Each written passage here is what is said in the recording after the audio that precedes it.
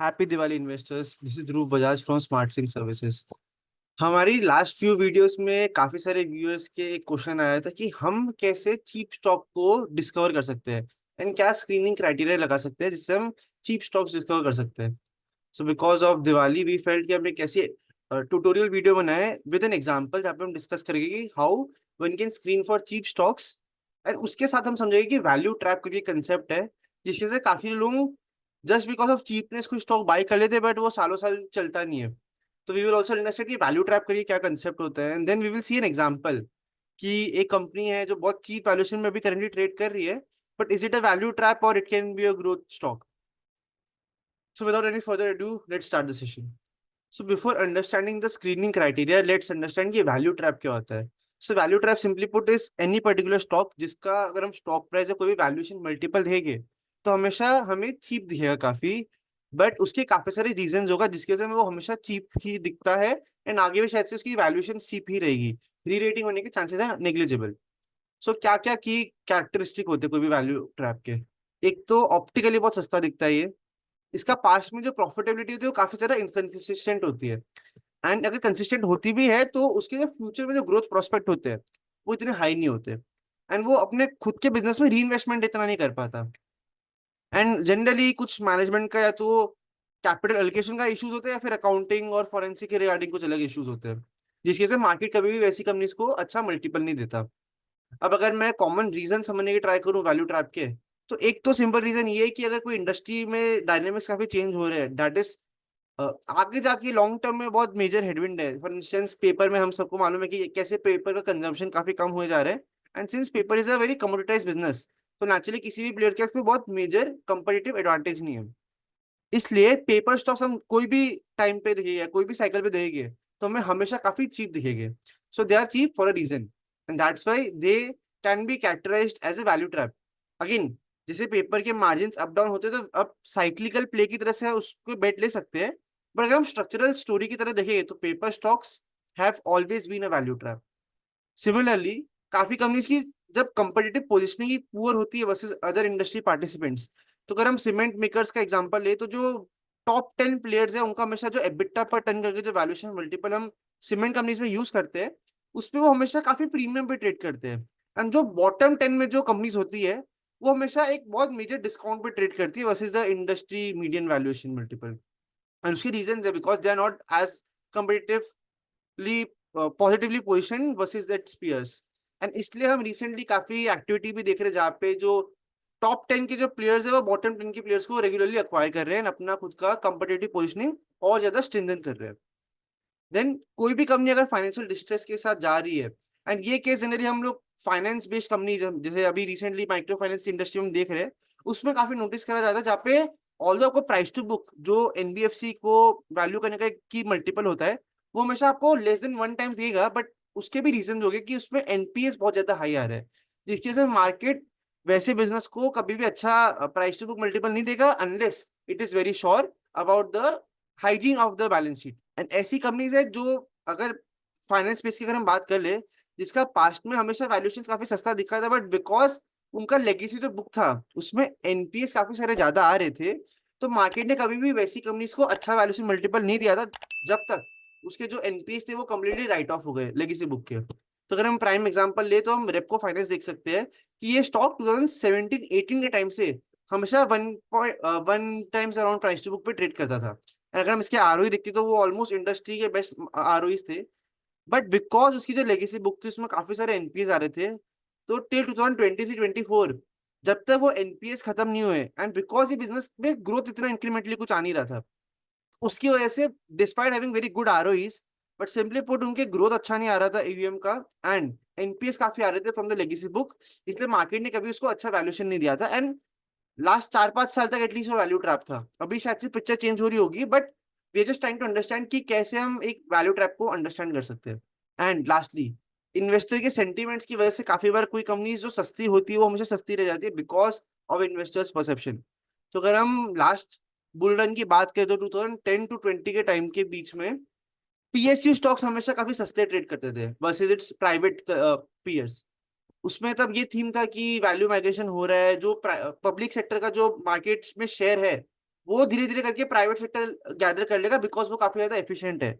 तो ये इन्वेस्टर्स का सेंटीमेंट की वजह से हमेशा पीएसयू स्टॉक्स ऑप्टिकली बहुत चीप दिखते थे, एंड ऑल्दो वो लोग परफॉर्म भी रीजनेबली वेल ही कर रहे थे, but because of this optical cheapness वो काफी टाइम तक सस्ते दिखते थे, बट कभी वैल्यू क्रिएशन नहीं करते थे। नाउ अगेन लास्ट जो भी हमारा रिसेंट बुल रन था फ्रॉम 2020 टू 2024, तब I guess PSU stocks have perform very well. But उसका रीजन एक ये था कि वो वैल्यू ट्रैप जो इन्वेस्टर्स का एटलीस्ट परसेप्शन था, उससे एक growth at a reasonable price वाला कंपनी बन गए थे, जिसकी से अगेन ग्रोथ तो आई उनके अर्निंग्स में, but the same time valuation multiple में री रेटिंग आई थी। प्योर प्योर वैल्यू इन्वेस्टिंग करनी है तो हमें ये समझ में आना पड़ेगा कि हमें डिफरेंशिएट कैसे करना है from a value value trap and a value stock. And ये बोलने में बहुत ईजी है, बट एक्चुअल में प्रोसेस करने में काफी डिफिकल्ट है, बिकॉज काफी बार हम लोग कोई कंपनी सस्ती सोच के ले तो रहे, बट एक दो साल तक जब नंबर्स नहीं आएंगे तो वी विल ऑल्सो थिंक कि यार ये तो वैल्यू ट्रैप ही था। बट एक छोटा सा भी पॉजिटिव कुछ ट्रिगर आ गया, चाहे कुछ अर्निंग्स में ग्रोथ आने लग जाए या फिर इन्वेस्टर्स का परसेप्शन चेंज हो जाए, उसकी वजह से वो वैल्यू ट्रैप से सीधा ग्रोथ स्टॉक बन सकता है। And that's Y contrarian investing करनी पड़ती है ऐसी टाइप की कंपनीज में। तो अब जैसे हमने समझ लिया वैल्यू ट्रैप होता क्या है, तो नाउ लेट्स अंडरस्टैंड कि स्क्रीनिंग क्राइटेरिया क्या रख सकते हैं हम।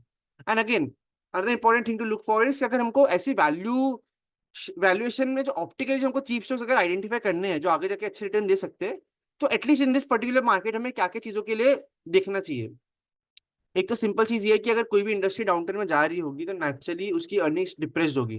बट सिंस कोई भी इंडस्ट्री काफी सिक्लिकल होती है, तो हमें जब इंडस्ट्री डाउनटर्न में जा रही होगी तभी कोई कंपनी हमें सस्ती मिलेगी, एंड जब इंडस्ट्री अप ट्रेंड में होगी तब हमें कंपनी महंगी मिलेगी। तो अगर हम टॉप लेवल पे देखने की ट्राई करिए कौन सी इंडस्ट्री डाउन टर्न के थ्रू जा रही है, तो उससे हम लोग काफी चीप आइडियाज डिस्कवर कर सकते हैं। सो अभी रिसेंटली अगर हम देखें तो फाइनेंस बेस्ड कंपनीज हो गई या केमिकल कंपनीज हो गई, थोड़ी बहुत कंपनीज है जो ऑप्टिकली काफी चीप दिख रही है। अगेन उसमें भी ग्रोथ आने का फिर से टाइम लग सकता है may be, but this is a good starting process. Similarly ऐसी कंपनी जो लास्ट 10 साल में या 5 साल में अपने लोएस्ट मार्जिन करेंटली क्लॉक कर रही है। अब बेसिकली इसमें हम लोग क्या चीज ढूंढ रहे हैं कि ऑल्दो का ऑप्टिकली जो वैल्यूएशन होगा, पी प्राइस टू बुक के जो भी मल्टीपल देंगे हम, एटलीस्ट पी रेशियो जो होगा वो थोड़ा ज्यादा हाई दिखेगा, बिकॉज उसके जो प्रॉफिट्स है वो डिप्रेस्ड है, बिकॉज उसके ऑपरेटिंग प्रॉफिट मार्जिन डिप्रेस्ड है। बट जैसे हमने समझा है कि इंडस्ट्री साइकिल के थ्रू गो थ्रू करती है, मीन रिवर्जन का कंसेप्ट काफी प्ले आउट होता है मार्केट में। तो ऐसी कंपनीज जिसका हिस्टोरिकली सबसे लोएस्ट ऑपरेटिंग प्रॉफिट मार्जिन चल रहा है, उसमें काफी स्ट्रॉन्ग चांसेस है कि अगले 1 2 3 या 5 साल के अंदर उसके मार्जिन फिर से रिवर्ट बैक करेंगे टू इट्स मीडियन लेवल, तब वैल्यू क्रिएशन होगा। ऐसी कंपनीज जो होगी जिसका currently lowest operating profit margin चल रहा है, वो प्राइस टू बुक रेशियो में and price to sales ratio में हमेशा चीप दिखेगी। It might be the case की प्राइस टू अर्निंग्स में काफी एक्सपेंसिव दिखे, बिकॉज अगेन अर्निंग्स डिप्रेस्ड है, बट जो एसेट की जो वैल्यू है वो जो सेल्स कर रहे हैं उसकी वैल्यू का मार्केट उतना वैल्यूशन नहीं देगा जितना उसको देना चाहिए versus good periods. And that's Y contrarian investing हमको करनी पड़ेगी सस्ते स्टॉक ढूंढने के लिए आइडियली। एंड अगेन कोई भी कंपनी पास्ट में अगर स्लो पेस में ग्रो करी बट सडनली कुछ ग्रोथ का ट्रिगर आ जाए, तो उसकी वैल्यूएशन मल्टीपल ही पूरे चेंज हो जाते हैं from a very low multiple stock to high multiple stock. ऐसी कंपनी जिसका स्ट्रॉन्ग कंपटीटिव पोजिशनिंग है, but just because of some industry headwinds या फिर इन जनरल इंडस्ट्री में थोड़ा स्लो डाउन है, ग्रोथ स्लो डाउन हो गई है, उसकी वजह से अगर हमको अर्निंग्स मल्टीपल बहुत सस्ता मिल रहा है, तो हमें वैसी कंपनीज भी देखनी चाहिए, बिकॉज काफी बार from X Y Z triggers growth फिर से रिज्यूम हो सकती है। तो अगर हम प्राइम एग्जांपल देंगे तो टाइम टेक्नोप्लास्ट की कंपनी है जिसने लास्ट 2 3 ईयर्स में कुछ 10x रिटर्न दिए अपने इन्वेस्टर्स को। पर अगर हम उसके पहले का उसका परफॉर्मेंस देखते हैं, तो उसका sales grew by barely 7 to 8%, and इतना कुछ बहुत मेजर ग्रोथ नहीं था, जिसकी वजह से वो हमेशा 10 12 के मल्टीपल पे ट्रेड करता था। बट जैसे ग्रोथ आने लग गई, स्टोरी थोड़ी इंटरेस्टिंग होने लग गई, इन्वेस्टर का सेंटीमेंट चेंज हो गया towards the story, valuation multiple rerate हो गया। एंड दैट्स वाई कोई कंपनी पास्ट में अगर स्लो रेट पे ग्रो करी एंड उसकी वजह से वैल्यूएशन मल्टीपल सस्ता है, तो आप उसको वैल्यू ट्रैप समझ के छोड़ मत दो। ट्राई टू फोर्सी कि फ्यूचर में क्या ग्रोथ प्रोस्पेक्ट्स है कंपनी के, अगर ग्रोथ प्रोस्पेक्ट रिज्यूम हो गए तो मल्टीपल में री रेटिंग हो जाएगा। And lastly we will look for companies जो या तो एसेट वैल्यू के बेसिस में चीप है, that is price to book कम है, या फिर उसमें हाई कैश फ्लो यील्ड है, वेरिन उसके डेप्रिसिएशन और बाकी सब कॉस्ट कर हम एड अप कर लेंगे, तो उसको जो एक्चुअल में बिजनेस में जो कैश फ्लोज आ रहे हैं वो काफी ज्यादा अच्छे हैं versus the overall enterprise value. So let's understand the two screeners. First screener हमारा है for high cash flow yield screen, wherein we are looking for company जिसका कैश फ्लो यील्ड जो है, अब cash flow yield is basically your cash flows from operation divided by your enterprise value. अब enterprise value is market cap plus debt minus your cash and investments in other companies. तो हमारा जो cash flow divide by हम enterprise value करेंगे उस हमें cash flow yield मिलेगी। या फिर सिंपली पुट हम market cap to cash flow करेंगे तो हमको उसका इनवर्स ऑफ यील्ड मिल जाएगा। तो अगर एकदम सिंपल वे में समझाओ तो हम ऐसी कंपनी ट्राई करके फाइंड करने की जिसका market cap to cash flow जो रेशियो है वो 12 से कम का है, या फिर उसका जो कैश फ्लो यील्ड है बेसिकली वो 8% से ज्यादा है। अब इसका कोर रीजन ये है कि हम कभी भी अगर गवर्नमेंट के कोई बॉन्ड में इन्वेस्ट करते हैं तो रिसेंट टाइम में हमें वो 7-8% का यील्ड देती है। तो इसलिए हम चाहेंगे कि अगर हमें रिस्क फ्री 7% का यील्ड मिल रहा है तो हमें एटलीस्ट कोई भी कंपनी जिसमें हम इन्वेस्ट कर रहे हैं उसमें अगर ग्रोथ ना भी रिज्यूम हो तो हमें एटलीस्ट 8% का तो यील्ड मिले। एंड अगर ग्रोथ रिज्यूम होगी तो नेचुरली उसका वैल्यूएशन फिर से रीरेट हो जाएगा। Then we also want we don't want value traps, right. So हम ऐसी कंपनी चाहिए जिसका लास्ट 5 साल में एटलीस्ट सेल्स ग्रोथ स्ट्रॉन्ग रहा है। मे बी बिकॉज ऑफ सब रीजन उसके मार्जिन कम हो सकते हैं, पर हमें एटलीस्ट सेल्स ग्रोथ थोड़ा डिसेंट चाहिए। तो लास्ट 5 ईयर्स में हमें सेल्स ग्रोथ 8% से ज्यादा का चाहिए। And again market cap to cash flow हम लोग ग्रेटर देन 1 रखेंगे, बिकॉज अगर हम लेस देन 12 रख रहे हैं तो काफी बार ऐसा भी हो सकता है कि जो company negative cash flows report कर रही है वो हमारे क्राइटेरिया में आ जाएगा। And again we would want company जिसका पी लेस देन 25 है and market cap is greater than 100 CR। अब अगर ये हम ये पी वाला जो क्राइटेरिया वो हटा भी सकते हैं तो उससे हमें हाई कैश फ्लो यील्ड वाला स्क्रीन मिल जाएगा। और इससे बस ये एक इशू है कि काफी कंपनी जैसे मैंने डिस्कस करा कि जब उसका एकदम लोएस्ट ऑपरेटिंग प्रॉफिट मार्जिन होता है तब जनरली ऐसी कंपनीज के जो प्रॉफिटेबिलिटी होती है वो इतनी अच्छी नहीं होती, जिसकी से उसका अगर हम कैश फ्लो देखेंगे ऑपरेटिंग कैश फ्लो या प्राइस या पी देखेंगे वो हमें हमेशा ऑप्टिकली हाई दिखेगा। तो मे बी इसके लिए हम एक और अलग स्क्रीन यूज कर सकते हैं which is mean reversion place. अब उसमें मेरा सिंपल क्राइटेरिया क्या है कि मैं चाहता हूँ कि लास्ट 5 साल में इसके जो ऑपरेटिंग प्रॉफिट मार्जिन रहे हैं मीडियन जो है दैट इज अभी जो इसका रिसेंट ईयर था उसमें सबसे कम इसके मार्जिन होने चाहिए बेसिकली। अगर जैसे मैं प्राइस टू सेल्स देखूंगा तो it should be less than 1.5 times. अब इसलिए कह रहा हूं मैं कि अगर इसमें हल्का सा भी मार्जिन में अपटिक आया 1-2% का भी तो उसका ओवरऑल अर्निंग्स में काफी बड़ा री रेटिंग आ जाएगा। एंड वी वांट की जो प्राइस टू बुक वैल्यू उसका जो होगा that should be less than 1.5। अब कोई भी कंपनी जब पुअर परफॉर्म करे तो मे बी उसकी कैश फ्लो से अर्निंग्स में इंपैक्ट आ सकता है, बट उसके एसेट बेस जो रहेगा वो तो कांस्टेंट ही रहेगा या फिर ग्रो भी हो रहा होगा बिकॉज उन्होंने शायद से कोई केपेक्स करा होगा। इसलिए प्राइस टू बुक से आप काफी अच्छी कंपनीज फाइंड कर सकते हो on the valuation metric. And last is again we want की बिकॉज अगर कोई कंपनी थोड़ा हेडविंड्स के थ्रू गो थ्रू कर रही है तो ऐसी कंपनी मिल जाए जिससे प्रमोटर खुद ओपन मार्केट से बाय कर रहा है, तो that can be a very interesting story. So let's understand a very interesting company which I found recent times में।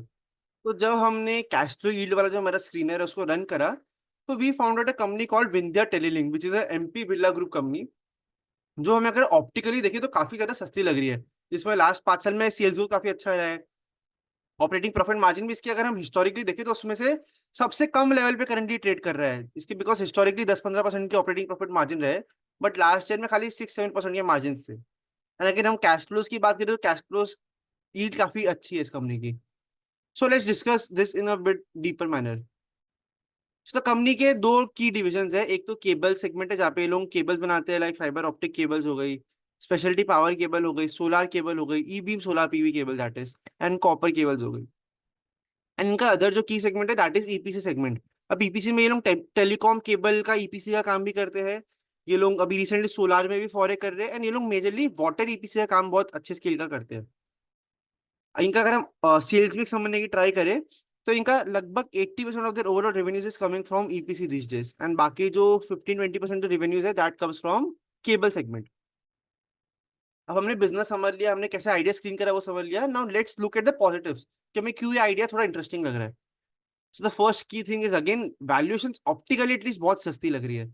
तो अगेन हम अगर एंटरप्राइज वैल्यू का कैलकुलेशन समझने की ट्राई करें इस कंपनी का तो उसका currently market cap at the time of making of this video is around 2300 crore. अब ये कंपनी में इंटरेस्टिंग चीज ये है कि इन लोग की जो इन्वेस्टमेंट्स है in other group companies like universal cable and Birla corporation and Birla cable again which are listed companies, तो वो सब की जो टोटल में अगर इन्वेस्टमेंट्स की मैं मार्केट वैल्यू निकालने की ट्राई करूंगा तो that zooms at around 4200 CR। And interestingly ये कंपनी का मार्केट कैप भी खाली 2200 करोड़ का है। बट अगेन जैसे हमने प्रीवियस वीडियोस में समझा हुआ है कि ऐसी जब भी कोई कंपनी की इन्वेस्टमेंट्स होती है बहुत मेजर दूसरी कंपनीज के अंदर तो मार्केट एक होल्डिंग कंपनी डिस्काउंट देती है। एंड बिकॉज ये कंपनीज की जो इन्वेस्टमेंट है वो बाकी ग्रुप कंपनी के अंदर ही है तो देर इज नो चांस कि वो कभी ये इन्वेस्टमेंट्स को सेल करेगी। And because of this cross holding structure ऐसी कंपनीज को जनरली जो होल्डिंग कंपनी का जो डिस्काउंट होता है वो काफी ज्यादा हाई मिलता है। तो जनरली मैं अगर 75% का होल्डिंग कंपनी डिस्काउंट पे लगा दूं दैट इज 0.25 का मैं होल्डिंग कंपनी मल्टीपल लगा लूँ, तो मेरे हिसाब से इसके जो टोटल इन्वेस्टमेंट है उसको मार्केट को एटलीस्ट 1000 CR जितना तो वैल्यू देना चाहिए। तो मैंने वो चीज को अपने एंटरप्राइज वैल्यू की कैलकुलेशन में इनपुट कर लिया। ये मेरा थोड़ा रिवाइज्ड ईवी का कैलकुलेशन है, वेर इन मेरा जो मैंने जो मार्केट कैप उसमें जब मैंने डेट ऐड करा एंड अपना जो cash bank balance and investment value जो मार्केट से के इन्वेस्टमेंट्स को पे कर रहा है वो निकाला, तो उससे मेरा टोटल जो एंटरप्राइज वैल्यू आ रहा है that is around 1500 crore. But again it is important to note that इसका जो करंट मार्केट कैप है सो ऑलमोस्ट डबल की, तो खाली इसकी इन्वेस्टमेंट्स ही ग्रुप कंपनीज में। बट जैसे हमने डिस्कस करा शायद से मार्केट वैसी कंपनीज को वैल्यू कम देता है। बट अगर सिंपली कैश फ्लो यील्ड के बेसिस में समझने की ट्राई करें, तो ये कंपनी ने लास्ट 5 साल में रफली 250 CR के कंसिस्टेंटली ऑपरेटिंग प्रॉफिट जनरेट करे। तो अगर मैं ऑपरेटिंग प्रॉफिट डिवाइड बाय अपना एंटरप्राइज वैल्यू निकालूंगा, operating profit that is cash flows from operation जो मैं सोच रहा हूँ, वो 250 CR के अगर आए लास्ट 5 साल में, एंड उसको मैं अगर एंटरप्राइज वैल्यू से डिवाइड करूंगा, तो अराउंड 16.5% की मेरे को कैश फ्लो यील्ड मिल रही है बिजनेस से। अब ये बहुत अच्छा फिगर है, बिकॉज करेंटली जो मेरा रिस्क फ्री रेट है दैट इज ओनली 6.84%। एंड इसलिए अगर मेरे को रिस्क फ्री कोई मैं इन्वेस्टमेंट करूंगा उसमें मेरे को 7% का मिल रहा है, तो आई वुड आइडियली वांट कि ऐसी कंपनी मिल जाए जिसमें एटलीस्ट मेरे को 7-8% या फिर 12% से ऊपर का तो मेरे को एटलीस्ट कैश फ्लो यील्ड मिले। तो उस पर्टिकुलर फ्रेमवर्क में ये कंपनी फिट हो जा रही है। अब इसका अगर हम बिजनेस मॉडल समझने की ट्राई करें, बिकॉज 250 शेयर को तो ये कैश फ्लो जनरेट कर रही है, तो कहाँ से जनरेट कर रही है उसका सस्टेनेबिलिटी समझना बहुत ज्यादा इंपॉर्टेंट है। तो ये कंपनी काफी डाइवर्सिफाइड बिजनेस मॉडल यूज करती है।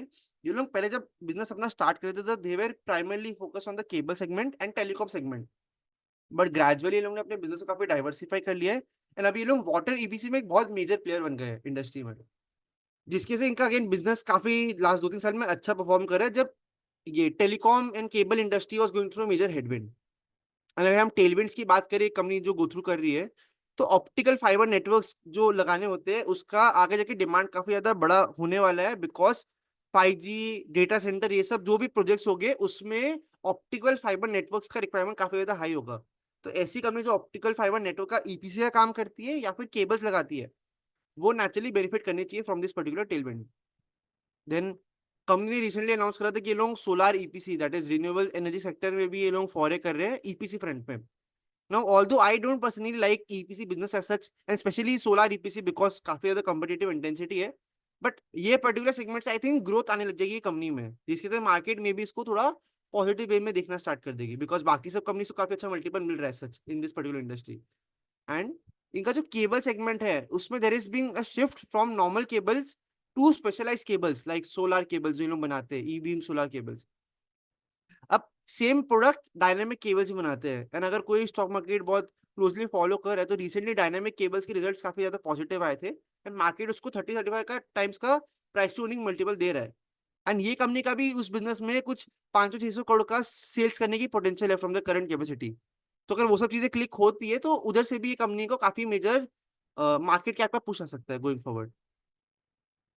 एंड अगेन जैसे हमने समझा कि ऑप्टिकल फाइबर नेटवर्क्स का जो इम्प्लीमेंटेशन का जो की डिमांड आने वाला है that will come from the Bharat net project, जो बेसिकली गवर्नमेंट का एक प्रोजेक्ट है जहाँ पे दे वांट कि हम ऐसा ऑप्टिकल फाइबर का नेटवर्क सेटअप कर ले जिससे आगे हम लोग 5G नेटवर्क डेवलप कर पाएंगे। एंड दे ऑल्सो वांट कि हर गाँव में जा जाके ये वाईफाई तो नहीं कहूंगा मैं, पर इंटरनेट की फैसिलिटी अवेलेबल हो जाए एटलीस्ट। तो बीएसएनएल ये पूरा काम करने वाला है। एंड बीएसएनएल की जो कंपनी है वो गवर्नमेंट की एक और कंपनी के रिसेंटली मर्जर करी है, and they are announcing this particular capex.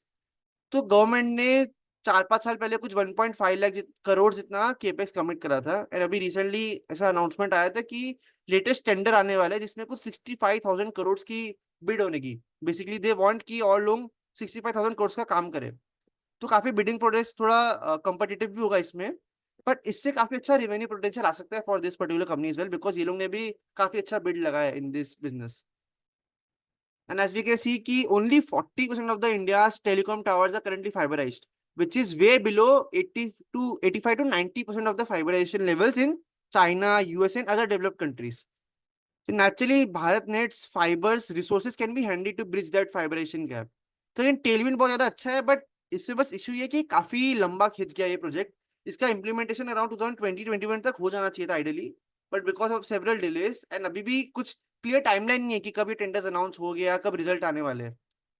तो it will be an interesting tailwind for the company and let's see कि कितने बड़े ऑर्डर्स विन करती from that particular project, because market का परसेप्शन काफी अच्छे वे में चेंज हो सकता है from this order wins. And अगर इनके सिंपली हम खाली ईपीसी बुक समझने की ट्राई करें तो करंटली इनका 7,000 करोड़ का तो खाली ऑर्डर बुक है, जिसमें से 5,000 crore is for water and remaining 2,000 crore is for telecom cable का, ये लोग जो भी ईपीसी का काम करते हैं। और जैसे हमने डिस्कस करा कि ये लोग रिसेंटली स्पेशलाइज केबल जो है उसमें काफी ज्यादा ग्रोथ करने की ट्राई कर रहे हैं, और ये लोग ने रिसेंटली एक एक्सपांशन भी करा था जिससे अगेन ग्रोथ आने के चांसेस काफी अच्छे हैं गोइंग फॉरवर्ड। एंड बिकॉज आगे जैसे 5G infrastructure and data centre के प्रोजेक्ट्स आ रहे हैं, तो इनके पर्टिकुलर केबल्स की रिक्वायरमेंट काफी अच्छी हो सकती है। तो केबल डिवीजन में तो इनकी काफी स्ट्रॉन्ग ग्रोथ प्रोस्पेक्ट है ही, but at the same time water EPC में ये लोग काफी बड़े बड़े प्रोजेक्ट्स पे बिड कर पा रहे हैं विद द हेल्प ऑफ गाजे इंजीनियरिंग प्राइवेट लिमिटेड, जिसके साथ ये लोग ने जीवी करी है to bid in large projects. तो अगेन वाटर ईपीसी में बिकॉज हमको दिख रहा है कि गवर्नमेंट अगले नेक्स्ट 7 to 10 ईयर्स में लगभग 1 लाख करोड़ के टेंडर्स अनाउंस करेगी एवरी ईयर। तो जो एस्टैब्लिश प्लेयर्स हो गए जिनके स्ट्रॉन्ग जेबी हो गए, वो लोग काफी अच्छे अच्छे प्रोजेक्ट्स एंड ऑर्डर विंस जीत सकते हैं ऑन वाटर ईपीसी फ्रंट। तो अगेन उधर से भी काफी स्ट्रॉन्ग टेलविंड है जो कंपनी बेनिफिट करेगी गोइंग फॉरवर्ड। एंड हम कंपटीटिव पोजिशनिंग की अगर बात करें तो कंपनी ने IP1 लाइसेंस अपने पास पाया है, एंड ये लोग ने बेसिकली पूरा 21 जो स्टेट्स है उसमें अपना ऑप्टिक फाइबर नेटवर्क लगा के रखा है। अब ये बेसिकली एक पैसिव इंफ्रास्ट्रक्चर हो गया जिसमें कंपनी बाकी सब जो कंपनी है जिनको शायद टेलीकॉम केबल लगाना है, टावर लगाना है, या जो भी अपना नेटवर्क सेटअप करना है, वो ये कंपनी अपना क्लियर जो लाइसेंस है वो उनको लीज कर सकती है, जिसकी वजह से उसको ये जो एसेट है उसका आराम से रेवेन्यूज भी आ जाएगा। But at the same time जब ये लीज करेगी तो इसमें जो भी ईपीसी का काम होगा वो ये कंपनी को मिलेगा। तो इससे अगर इनकी कंपटीटिव पोजिशनिंग बहुत स्ट्रांग हो जाएगी, वेर इन कस्टमर्स इनके पास आएंगे एंड ये लोग ईपीसी का काम भी कर पाएंगे, तो ये लोग क्रॉस सेल कर पाएंगे। तो उसकी वजह से कंपनी की कंपटीटिव पोजिशनिंग काफी अच्छी है। हमने पॉजिटिव थोड़ा ब्रीफली समझ लिया, बट रिस्क समझना इधर काफी ज्यादा इंपॉर्टेंट है, बिकॉज ये कंपनी सस्ती इतनी क्यों है, पहले तो वो समझना हमारे लिए बहुत इंपॉर्टेंट है। द पॉइंट हियर इज कि ये सस्ती आज नहीं है, लास्ट ईयर नहीं थी, ये लास्ट 5-10 साल से ये स्टॉक हमेशा सस्ता ही रहा है। एंड अगर मैं प्राइस टू बुक वैल्यू की बात करूं तो जैसे हमने देखा है कि इसका जो वैल्यू ऑफ इन्वेस्टमेंट है दैट इज रफली double its current market cap, so its translates to around 0.5 price to book, right. But अगर हम हिस्टोरिकली भी देखेंगे तो ये कंपनी हमेशा 0.5 टाइम्स प्राइस टू बुक पे ही ट्रेड करी है। तो एक जो हमको एक ट्रिगर लग रहा है कि इसकी होल्डिंग कंपनी की वैल्यू बहुत ज्यादा हाई है बट मार्केट उसको इतना ज्यादा वैल्यू नहीं देता, तो अभी से नहीं, लास्ट 5-10 साल से कभी इसको वैल्यू दिया नहीं है। तो अगर हम अभी इसमें बेट लेंगे तो वी आर बेसिकली बेटिंग कि मार्केट का परसेप्शन चेंज होगा इन दिस पर्टिकुलर स्टोरी। तो अगर हमें ऐसा बेट लेना है तो हमें समझना पड़ेगा कि इसमें क्या की कैटलिस्ट है जिसकी वजह से रीरेटिंग होने की पोटेंशियल है, जो हम आगे डिस्कस करेंगे। बट हम प्राइस टू अर्निंग मल्टीपल भी देख सकते हैं, तो ऐसा कुछ नहीं कि बहुत ज्यादा लो वैल्यूएशन में ट्रेड करे, बिकॉज हिस्टोरिकली हमेशा इस वैल्यूएशन पे अराउंड ट्रेड करा है। एंड अगर हम टेक्निकली भी बात करेंगे तो currently trading at below its 550 day moving average and its 200 day moving average. तो technically it doesn't look very positive, all the एक स्ट्रॉन्ग सपोर्ट है इसका। But again we are not chartists, but just to give an overview की अभी currently at least अगर आप इस company में इन्वेस्ट करोगे तो you are being a contrarian investor, because past में कुछ इतना मेजर वेल्थ क्रिएशन हुआ नहीं है इस स्टोरी में at least. And issue here is कि इनकी जो मैनेजमेंट टीम है उसमें काफी मेजर कंट्रोवर्सीज रही है इन द पास्ट, वेर इन इसके जो करंट प्रोमोटर्स है लोधा ग्रुप जो है, उनको बेसिकली ये कंपनी एज अ सक्सेशन मिली थी फ्रॉम एमपी बिरला। तो जब एमपी बिरला की डेथ हो रही थी तब उन्होंने अपने जो सीए थे उनको 2004 में ये बिजनेस एज अ सक्सेशन में दे दिया था। तो उसके बाद जो एमपी बिरला के जो फैमिली मेंबर्स है वो लोग ने काफी कोर्ट में कंप्लेंट डाली थी कि ये बिजनेस हमें मिलना चाहिए था, हम इसके राइटफुल आयर्स है, इनको कैसे मिल गया। तो वो काफी टाइम से डिस्प्यूट चल रहा था एंड बीच में ऐसा भी एक अनाउंसमेंट आया था जहाँ पे जो एग्जिस्टिंग इसके प्रमोटर है उसको बिजनेस से निकालने की बात कर दी थी, दैट इज हर्षवर्धन लोढ़ा जो है उनको कैलकाटा हाई कोर्ट ने ऑर्डर दिया था कि आप ये बिजनेस छोड़ दो, ऐसा आप नहीं रन कर सकते। बट देन सुप्रीम कोर्ट ने इसके फेवर में रूल करा कि नहीं आप कंटिन्यू करें बिजनेस। तो अगर टॉप लेवल मैनेजमेंट में इतना स्टेबिलिटी कम होगा एंड आगे जाके अगर कुछ सेटलमेंट की पॉसिबिलिटी होगी तो नेचुरली स्टॉक थोड़ा प्रेशर में ही रहेगा हमेशा से। तो ये पास्ट में मेजर ओवरहैंग बन के रह चुका है ये पर्टिकुलर कंपनी में, जिसमें काफी जिसकी से काफी सारे इन्वेस्टर्स बेसिकली थोड़ा डरते हैं ऐसी कंपनी में बेट करने का। एंड अगर हम ओवरऑल बिजनेस समझने की ट्राई करें तो मेरे को पर्सनली बिजनेस को बहुत मेजर कंपेटिटिव पोजिशनिंग के हिसाब से बहुत ज्यादा स्ट्रांग नहीं लगता। तो द रीजन बीइंग एक तो ऑप्टिकल फाइबर इंडस्ट्री जो है करंटली एक बहुत मैसिव ग्लट के थ्रू गो थ्रू करे जहाँ पे इंडस्ट्री में ओवर कैपेसिटी है। जितनी डिमांड नहीं उससे ज्यादा सप्लाई बन के रखी है, एंड डिमांड ग्रो नहीं हो रही जिस पेस में लोगों ने सोचा था कि ग्रो करेगी। सो एक तो इंडस्ट्री थोड़ा डाउन टर्न में गो थ्रू कर रही है, एंड गवर्नमेंट लेड जो डिमांड है, जो भारत नेट ये सब जो प्रोजेक्ट्स है, उसमें से एक तो अभी तक डिमांड यदि कोई मेजर आई नहीं है, एंड जब आएगी भी तो माई कंटेंशन इज कि बिकॉज टेंडर्स में काफी हाई कंपिटिटिव इंटेंसिटी रहेगी, तो आपके जो आरओसी होगी वो पर्टिकुलर बिजनेस में वो इतने स्ट्रांग नहीं होगे।